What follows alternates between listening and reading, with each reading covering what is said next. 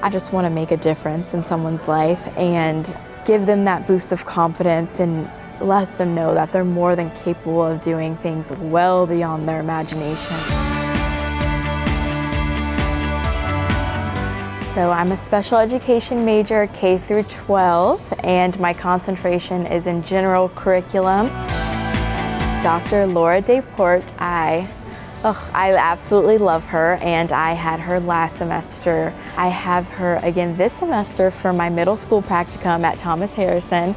Every single week at practicums, she's always checking in, seeing how things are going, and I think that's like what's so amazing about her, because like she also does care about like our lives outside of this major and school. She's such an advocate for just everything. Like she backs us up 110%. I will finish up this semester with practicum, and then next fall I will be student teaching. The schools, like, they love to have us there. It was so worth it.